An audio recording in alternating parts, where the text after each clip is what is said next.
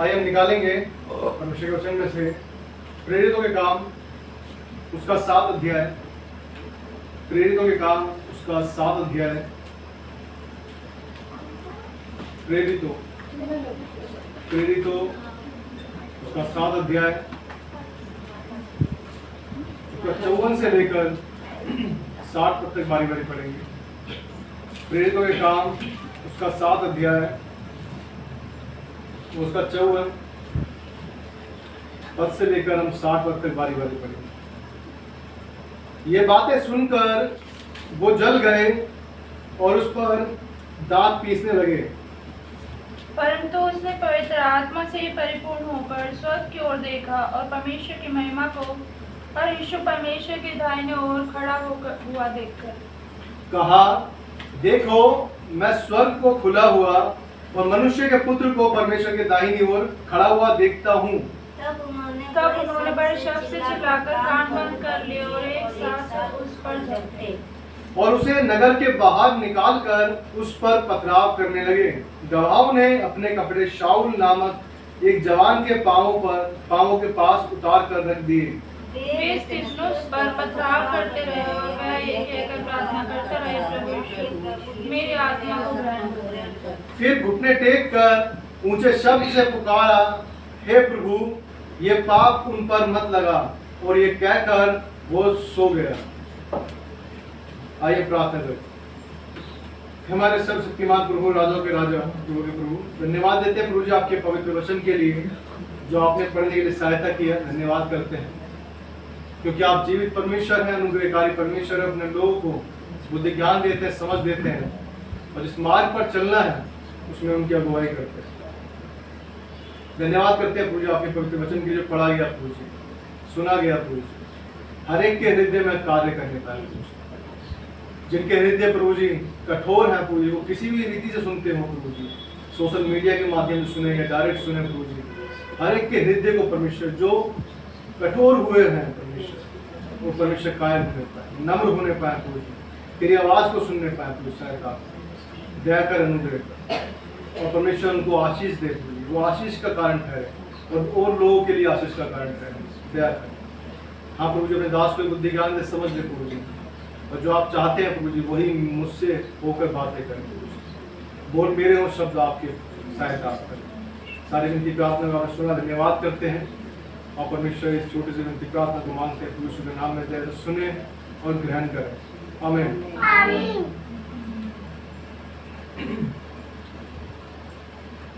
यहाँ परमेश्वर के वचन में देखते हैं, यहाँ लिखा है स्तिफनुस क्या था?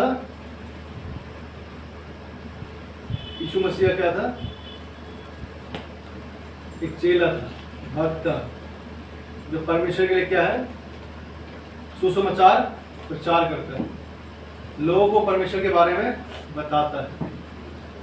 लेकिन उस पर क्या हो रहा है? यहाँ पर लिखा है लोग क्या कर रहे हैं? पत्थर से मार रहे हैं,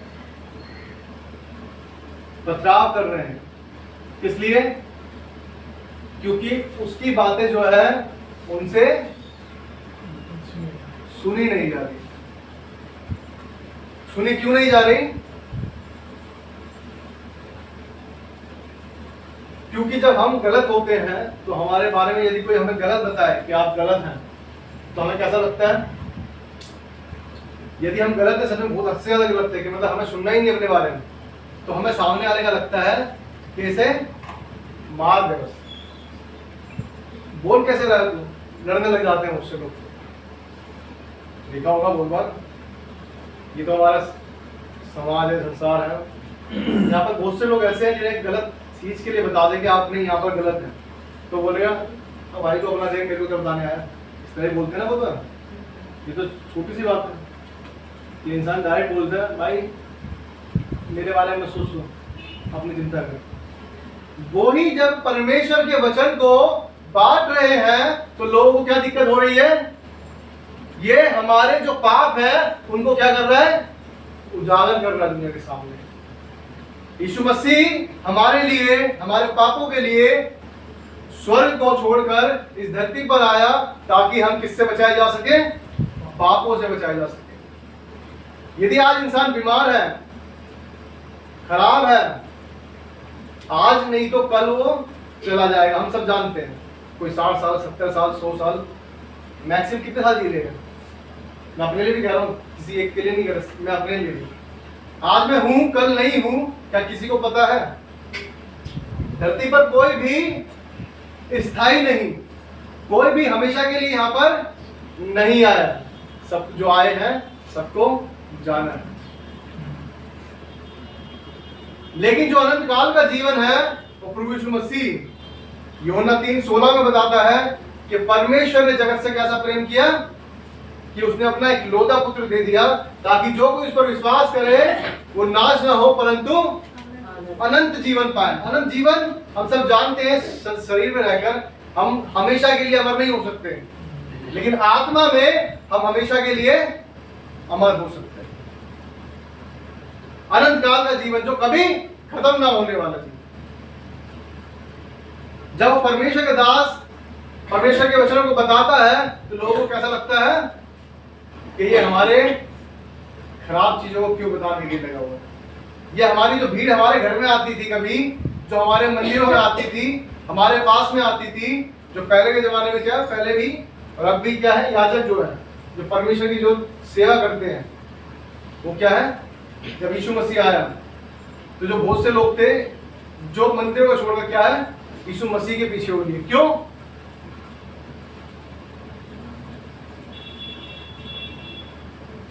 क्योंकि यीशु मसीह ने व्यवस्था को पूरा कर दिया। वो मंदिरों को खत्म करने नहीं आया, लेकिन को पूरा करने आया। क्या बताने कि मैं जो आ गया हूं, पहले जो हम पाप के बंधन में थे, हम पाप के बंधन से छूट गए हैं। अब जो पहले हम सिर्फ याजक को भेंट देते थे और याजक अंदर जाकर चढ़ाता था, अब परमेश्वर ने उसके पुत्र के द्वारा वो चीज खत्म कर दी। अब हम यीशु मसीह से डायरेक्ट प्रार्थना करते हैं और वो प्रार्थनाएं वो पिता के पास पहुंचा देता है। हम धन्यवाद करते हैं, वो उसके थ्रू परमेश्वर के पास पहुंचा देता है। अब याजक का क्या है, काम जो था खत्म हो गया, क्योंकि हमारे बीच में वो महायाजक है जो यीशु मसीह है, वो सबसे बड़ा महायाजक है। अब याजकों के बीच में जरूरत नहीं। मैं थोड़ी देर पहले बात कर रहा था कि विश्वास के द्वारा आप कुछ भी कर सकते हैं। यदि आपका विश्वास है कि मैं इस पहाड़ को कहूं ये पहाड़ यहां से उखड़कर दूर हट जा, तो वो भी जाकर हट जाएगा। यदि हम विश्वास करें, यदि हम संदेह ना करें। यहां लिखा है पथराव करने लगे। जब आप सच में परमेश्वर की बातें सिखाने लग जाते हैं, परमेश्वर की बातें बताने लग जाते हैं, परमेश्वर का सच्चाई का मार्ग बताने लग जाते हैं, तो उन लोगों को परेशानी होने लग जाती है जिनकी दुकानें बंद हो जाती है। क्योंकि लोग क्या करते हैं, आज बहुत सारे ऐसे लोग हैं, चाहे सभी धर्म में कह रहा हूं, चाहे हिंदू मुस्लिम सिख ईसाई सब क्यों नहीं हो, बहुत सी जगहों पर क्या है, सिर्फ इसका काम होता है, पैसे का काम होता है सिर्फ।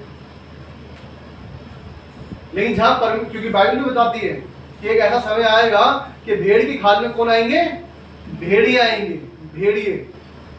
वो बताना चाहता है कि हमें परमेश्वर के वचन को पढ़ते रहना है, परमेश्वर के वचन से शिक्षा लेते रहना है कि परमेश्वर सही क्या है और गलत क्या है। हम पहचान सके कि ये परमेश्वर की ओर से है या शैतान की ओर से।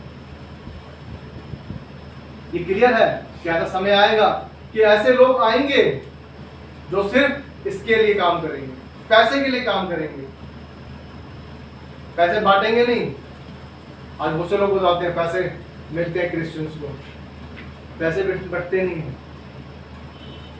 लेकिन जो परमेश्वर को, प्रभु यीशु मसीह को जान लेता है कि वो मेरे पापों के लिए मरा, और ये रियलाइज कौन करता है, ये महसूस कौन करता है, वो ही जो जानता है कि हाँ मैं पापी हूं, जो जान लेता है कि हाँ सच में मैं मुंह से गाली बकता रहता हूं, मैं अपने मन से दूसरे के लिए बुराई सोचता रहता हूं, मैं हमेशा उसके लिए बदुआई देता रहता हूं। बहुत से लोग ऐसे बैठे रहते हैं, मैं सुनता हूँ से ये मर जाए, ये हो जाए, बहुत से ऐसा बोलते हैं ना।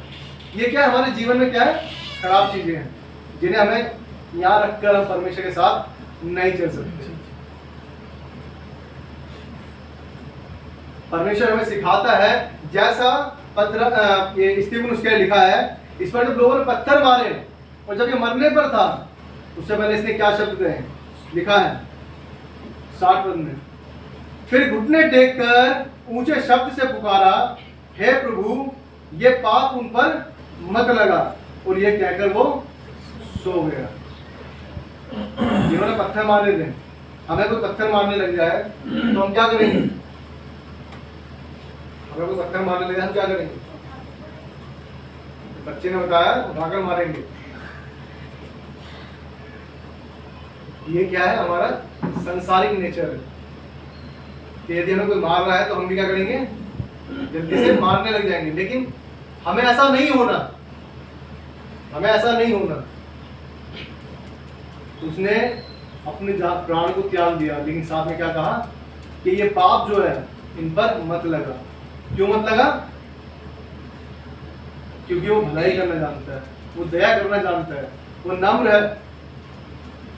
वो जान गया जब यीशु मसीह क्रूस पर चढ़ाया गया, जब यीशु मसीह को क्रूस पर चढ़ाया गया तो क्या लिखा है? उसने कहा हे पिता इन्हें क्षमा कर, ये नहीं जानते कि क्या करते। तो यीशु मसीह ने ये काम किया, इसलिए फिर उसने देखा कि जिन लोगों के लिए ये स्वर्ग को छोड़कर यहाँ पर आया था, इन्हीं लोगों ने क्या करा?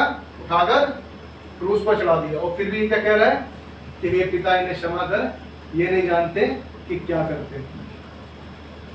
और स्टीफनुस ने भी यही बात कहा। क्या कहा? कि ये दोष क्या है? इन पर मत लगा। दोष को लगाने के लिए मना कर रहा है कि परमेश्वर इन्हें क्षमा कर। जब तक हम संसार में रहते हैं, हम संसार की दिल से सोचते रहते हैं। क्यों सोचते रहते हैं? क्योंकि हम संसार के साथ रहते हैं। लेकिन जब हम परमेश्वर में जाए, थोड़ी देर पहले बात कर रहे थे, परमेश्वर का वचन दिखाता है, यहाँ देखेंगे यूहन्ना 14:27। यूहन्ना उसका 14 अध्याय उसका 27 पद। यूहन्ना 14 उसका 27 पद। यह वचन इस तरह से लिखता है, मैं तुम्हें शांति दिए जाता हूं, अपनी शांति तुम्हें देता हूं, जैसे संसार देता है मैं तुम्हें नहीं देता। तुम्हारा मन व्याकुल ना हो और ना डरे। परमेश्वर वचन कह रहे हैं यहाँ पर, जब तक हम संसार में रहते हैं संसार की जैसे सोचेंगे, लेकिन जब परमेश्वर के साथ हो जाते हैं, यीशु मसीह के साथ हो जाते हैं, तो हम उसकी शांति को अपने अंदर महसूस करते हैं। फिर चाहे सामने वाला हमें बदुआएं दे रहा हो, गाली बक रहा हो, कुछ भी क्यों ना कर रहा हो, हमें क्या रहता है कि परमेश्वर तू मेरे साथ है, मैं किसी से नहीं लड़ूंगा, तू मेरे लिए लड़ने वाला परमेश्वर। बाइबल बताती है, निर्गमन में लिखा है कि युद्ध तुम्हारा नहीं परमेश्वर का है। आज हम अपने युद्ध कैसे लड़ते हैं? खुद लड़ने लग जाते हैं। एक वीडियो में न्यूज में भी दिखाया था कि एक घर के आगे झाड़ू लगा रही थी लेडीज। आजकल लोगों में ये ज्यादा मैं देखता हूँ, तो हम सब देखते होंगे कि अपने घर का कूड़ा करके क्या करते हैं? सामने वाले के डाल देते हैं, साइड वाले में डाल देते हैं। ये ज्यादातर मैं बुरा माना, लेकिन लेडीजों को ज्यादा मैं देखता हूँ, ज्यादा लेडीज झाड़ू लगाती हैं ज्यादातर। तो ऐसे जेंट्स को मैं कम देखता हूँ झाड़ू लगाते हुए वैसे।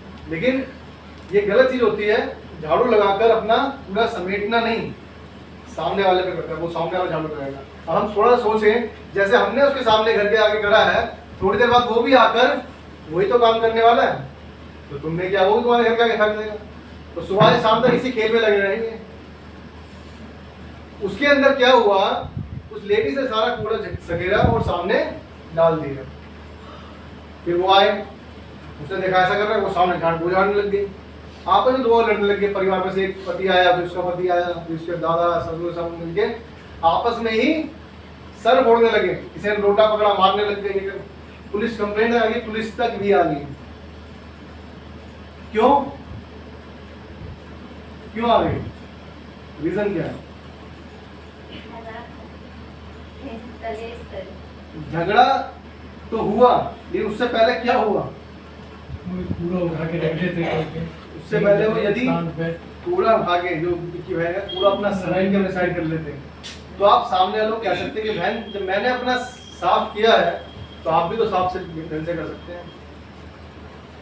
आज बुद्धि से वो चलना चाहता ही नहीं, क्योंकि शांति नहीं है। मेन दिक्कत है किसी के अंदर शांति नहीं है। और यीशु मसीह का वचन यहाँ कहता है, लिखा है, मैं तुम्हें अपनी शांति दिए जाता हूँ, अपनी शांति तुम्हें दे रहा हूँ। यीशु मसीह में शांति थी, इसीलिए तो क्रूस पर चढ़ गया। अगर शांति ना होती तो एक बार कहना था उसे कि परमेश्वर इन सबको खत्म कर दे। जो हम यहाँ बैठे हैं, यहाँ बैठे ना होते, यहाँ हम बैठे ना होते, क्योंकि उसे सिर्फ एक शब्द कहना था और सारी पृथ्वी को वो नाश कर सकता था। लेकिन आज हमारे अंदर शांति क्यों नहीं आती? क्योंकि हम अपनी बुद्धि का प्रयोग करते हैं। अब परमेश्वर की बातों को नहीं समझना चाहते, ना सुनना चाहते, नहीं अपनी बुद्धि का प्रयोग करते हैं। यहाँ यीशु मसीह कह रहा है, संसार जैसे तुम्हें शांति देता है ना, संसार क्या शांति देता है? संसार की शांति देखी आपने? भाई ने लिखा है, यहाँ लिखा है, जैसे संसार देता है मैं तुम्हें नहीं देता, तुम्हारा मन व्याकुल ना हो और ना डरे। संसार की शांति देता है। संसार की शांति आपने देखी होगी कि भाई पता है संसार की शांति कैसी होती है? संसार की शांति कोई जानता है? संसार की शांति कोई नहीं जानता। संसार की शांति वो शांति है जब बहुत बार हमारे बहुत से लोग आते हैं, लड़ाई झगड़ा चल रहा है, कैसे बोलते हैं, अरे डरने की जरूरत नहीं है, मैं तेरे साथ हूँ। लड़ेंगे ना, लड़ेंगे, दोनों मिलकर लड़ेंगे, शांति हो गया। ये शांत करने आया बंदा कि कोई बात नहीं, मैं तेरे साथ हूँ, कोई टेंशन की बात नहीं है। टेंशन की बात नहीं, चिंता मत कर, मतलब शांति रख तू, मैं तेरे साथ में हूँ, दोनों मिलकर लड़ेंगे अपने आप। और ये बहुत बार ऐसा होता है, बहुत से न्यूज में आते हैं, चैनल में देखते हैं, क्या होता है, वो उस टाइम लड़ते नहीं है, बातें करते हैं, मर्डर कर दिया, कभी किसी को पकड़कर बहुत से ज्यादा मारा कि वो मर ही गया। एक बार एक न्यूज में था कि सिर्फ चोरी का कोई वेयर हाउस था जहाँ पर माल रखा था, गोडाउन, उसके अंदर क्या था, सिर्फ शक था मालिक को कि शायद इसने चुराया होगा पैसा या कुछ सामान था। उसने क्या करा, उसका पिलर से बांधा और इतना मारा वो मर गया।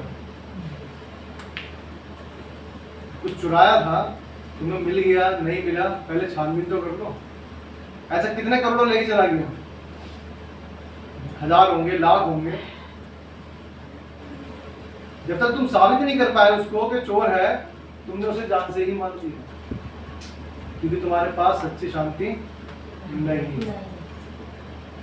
क्योंकि तुम्हारे मनों में क्या है, क्लेश है। आज यदि हम जितने लोग हैं, एक जगह परमेश्वर के गाने चल रहे होंगे तो हम उसे जल्दी देखेंगे नहीं, सुनेंगे नहीं ज्यादा। परमेश्वर के वचन चल रहे होंगे तो हमें नहीं सुनने में आएगा। एक बार ऐसे ही मैं चर्च में बैठा हुआ था, बुधवार की बात है, फास्टिंग पीरियड होती थी केवल चर्च में। मैं क्यों बता रहा हूँ, क्योंकि मैं आया, मैं सच में थका हुआ था, क्योंकि फास्ट में रहता था मैं भी, और ऑफिस की जो फिर कभी कभी बाई चांस बाहर भी जाना पड़ जाता था। तो मैं आके यूँ, पास्टर नहीं थे, पास्टर के दूसरे अंकल थे, वो मैसेज दे रहे थे, और मैं बुधवार को लास्ट ईयर पे मतलब बड़ी कोशिश करता खोलने की, क्योंकि मुझे चर्च मिस करना पसंद नहीं था। और मैं बार बार बड़ी मुश्किल से आँख खोलूँ तो अंकल ने बोला कि आप सो, परमेश्वर के वचन को हम पढ़ते नहीं हैं, ध्यान से नहीं लेते।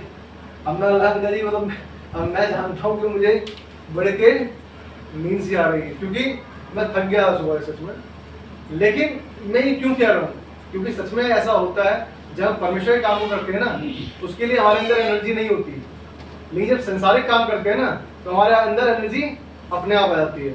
अगर मैं आप सबसे लोगों से बोलूँ कि हमें चलना है, 12 बजे प्रार्थना स्टार्ट होगी और वहाँ पर 3 बजे तक खत्म होगी, तो आपको सबको क्या याद आएगा? काम याद आ जाएगा कि नहीं घर पे तो ये काम है, नहीं घर पे तो ये चीज़ है, अभी घर पे ये आने वाले हैं, घर पे ये होना है, वो होना है, बहुत सी चीज़ें आ जाएंगी। लेकिन जैसे ही मैं कहूँगा कि पार्टी है 12 बजे, वहाँ पर सब कुछ खाना पीना है, डांस होगा, सब कुछ होगा, सब चलेंगे, तो सबके सब क्या करते हैं, आप ही निकलते ही, हेलो मैं 12 से 3 बजे तक नहीं आ पाऊंगा भाई, नहीं आ पाऊंगा, मैं 3 बजे घर पे आएंगे। क्यों? क्योंकि संसारिक चीजें क्या है, खींचती है अपनी ओर। लेकिन वो प्रेम जो परमेश्वर का है, प्रभु यीशु मसीह का प्रेम, जैसे स्तिफनुस ने अपने अंदर देखा कि हाँ सच में ये पत्थर जरूर मारते हैं मुझे, लेकिन मैं इनके ऊपर पत्थर उठा के वापस नहीं मारूंगा।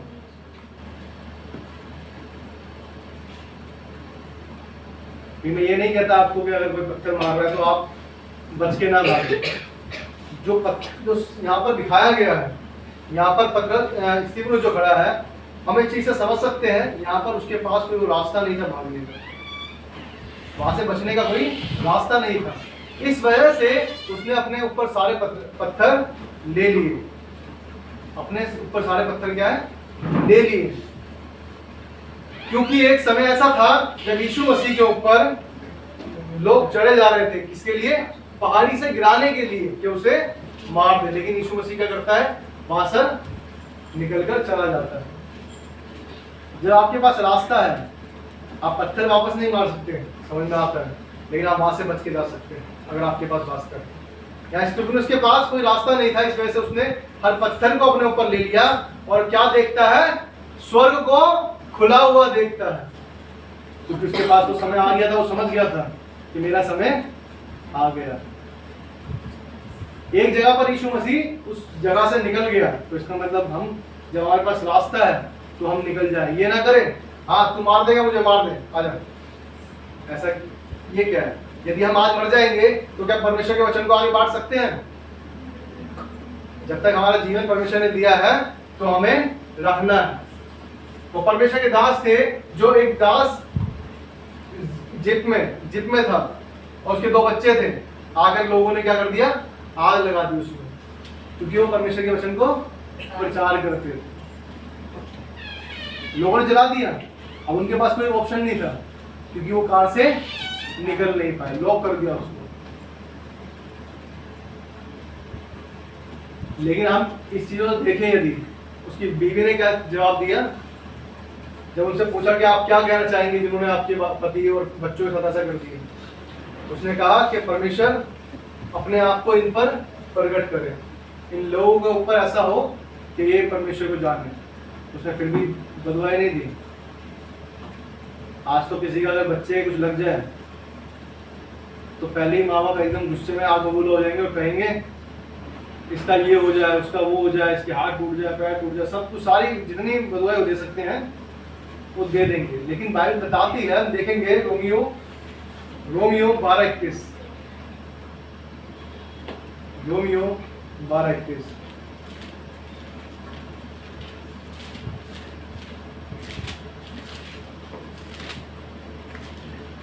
बुराई से न हारो परंतु भलाई से बुराई को जीत लो।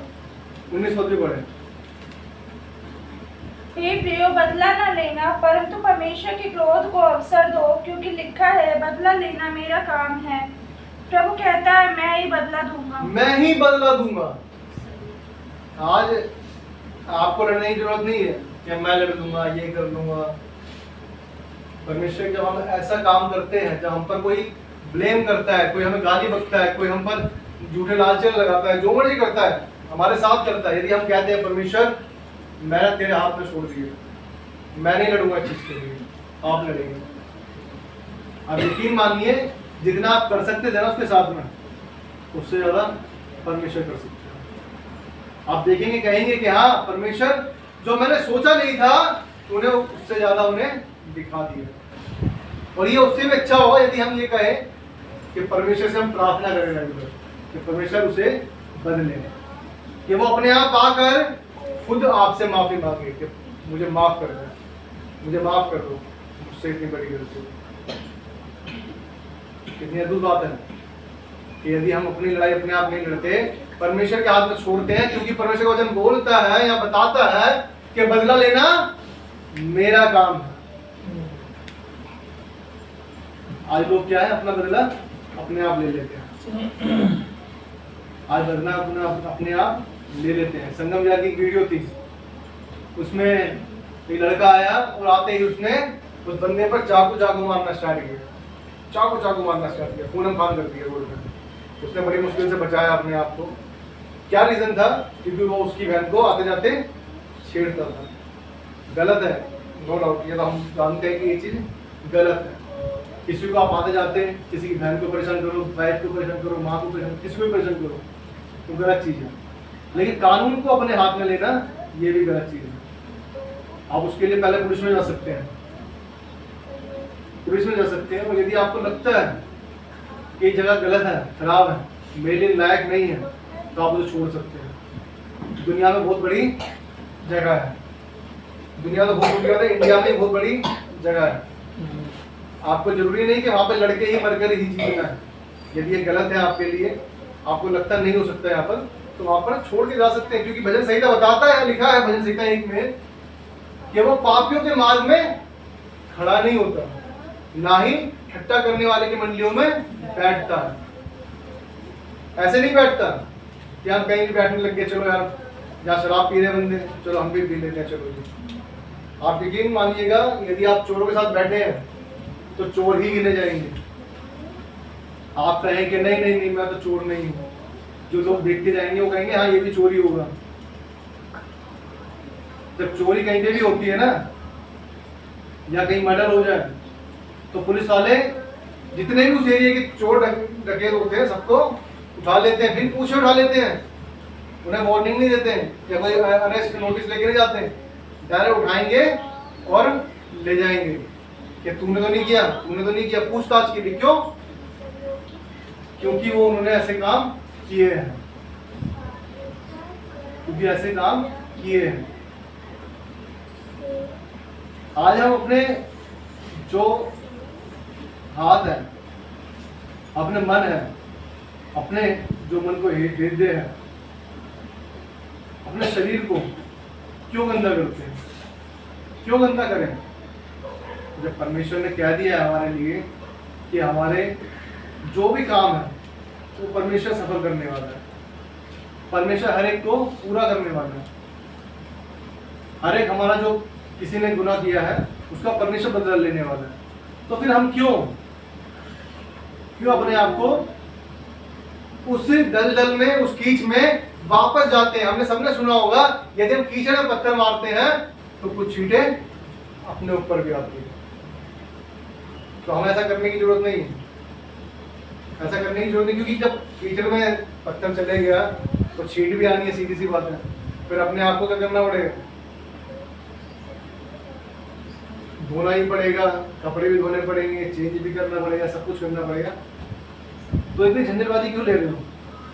जब परमेश्वर ने कह दिया कि मैं खुद बदला लूंगा, तो फिर क्यों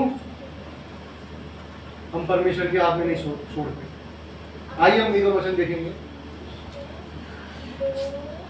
मत्ती 11 अध्याय, मत्ती 11 और उसका 28 और 29 पद। हे सब परिश्रम करने वाले और बोझ से दबे हुए लोगों, मेरे पास आओ, मैं तुम्हें विश्राम दूंगा। मेरा जुआ अपने ऊपर उठा लो और मुझसे सीखो, क्योंकि मैं नम्र और मन में दीन हूँ, और तुम अपने मन में विश्राम पाओगे। क्योंकि मेरा जुआ सहज और मेरा बोझ हल्का। वो कह रहा है कि जो बोझ से दबे हुए लोग हैं वो मेरे पास आए, मैं तुम्हें विश्राम दूंगा। आज हमारी जगह शांति ढूंढते रहते हैं, हर जगह शांति ढूंढते रहते हैं, लेकिन नहीं मिलती। लेकिन परमेश्वर वचन कहता है कि मेरे पास आओ, मेरे पास आओ, मैं तुम्हें विश्राम दूंगा। जिस शांति की तुम तलाश में हो वो मैं तुम्हें दूंगा। क्यों लिखा है? अब स्तिफनुस ने पत्थर खा लिए और अपनी जान को दे दी। यहाँ लिखा है मेरा जुआ अपने ऊपर उठा लो और मुझसे सीखो, क्योंकि मैं नम्र और मन में दीन हूँ, और तुम अपने मन में विश्राम पाओगे, क्योंकि मेरा जुआ सहज और बोझ हल्का है। हल्का है। उसने जान लिया था कि यदि मैं आज इन पर पत्थर उठा देता हूँ तो मैं भी वो गुनाह कर दूंगा। इसलिए उसने अपनी जान को उस परमेश्वर के हाथ में दे दिया, और उसने जो उसके ऊपर वो बोझ था कि परमेश्वर के वचन को फैलाना है, उसको क्या कर लिया? ग्रहण कर लिया, मान लिया कि हाँ सच में वो मेरे लिए हल्का है। जो परमेश्वर से प्रेम करते हैं उन्हें कोई भी बोझ नहीं लगता, वो हल्का लगता है। क्या आपके बच्चे जब थक जाते हैं, आप उनको गोदी में लेके चलते हैं, वो बच्चा थक जाता है, तो आपको क्या बोझ लगता है क्या? वो नहीं लगेगा ना, क्यों नहीं लगेगा? मेरा बच्चा है, दूसरे का बच्चा हो तो शायद बोझ लग जाएगा, भाई मेरा बच्चा, अरे क्या है इसको मेरे गले बांध दिया, क्योंकि दूसरे का है। अपना होता है तो बोझ नहीं लगता। इसलिए जब परमेश्वर को हम अपना मान लेते हैं तो उसका कोई भी काम हमारे लिए बोझ नहीं लगता। फिर हमें अच्छा लगने लगता है कि परमेश्वर मैं तेरे लिए किसी तरह से काम आने पाता हूँ। अब मेरी बेटी इतनी बड़ी है, वो सुबह यहाँ से उठ के मेरी गोदी में जाती है। अब मेरी बच्ची अगर लेके जाता हूँ मैं, दूसरे की होती तो शायद फिर भी लेके जाना पड़ता, क्योंकि परमेश्वर ने सिखाया नहीं। लेकिन ये है कि अपनी बच्ची ज्यादा प्यारी लगता है, ये तो सीधी सी बात है, आप भी जानते हो मैं भी जानता हूँ, क्योंकि हम अपने बच्चों से ज्यादा प्यार होता है। लेके तो दूसरे का भी चला जाऊंगा, लेकिन ये कि अपनी बच्ची के साथ तो मेरा बच्चा है। लेकिन हम इस चीज को जब संसारिक रूप से देख सकते हैं तो परमेश्वर के रूप से क्यों नहीं देख सकते?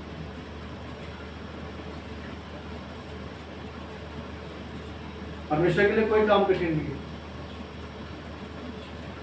इसलिए उसने ये नहीं सोचा कि मैं मर गया थी, उसने ये सोचा जो पौलुस कहता है कि मेरा जीना मसीह है और मरना लाभ है, क्योंकि मैं जब तक इस धरती पर रहूंगा परमेश्वर के लिए यूज होऊंगा, परमेश्वर के लिए इस्तेमाल होऊंगा। लेकिन मैं आज यदि मर भी जाता हूं तो मैं उस परमेश्वर के पास जाकर पहुंचूंगा, ये उसके लिए क्या है? लाभ की बात है। मतलब हम देखेंगे नीति वचन, नीति वचन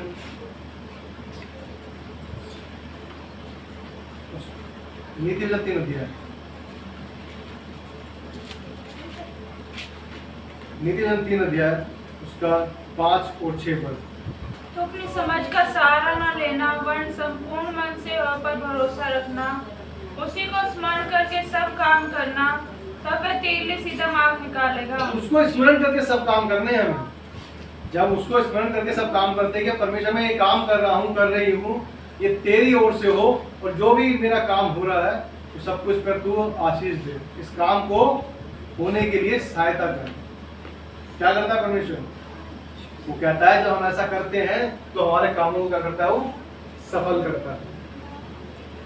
जो काम रुके हुए हैं, बंधे हुए हैं, उनको क्या करता है? खोल देता है, उन बंधनों को खोल देता है, और जो हमारे रुके हुए काम है उनको क्या कर देता है? बना देता है।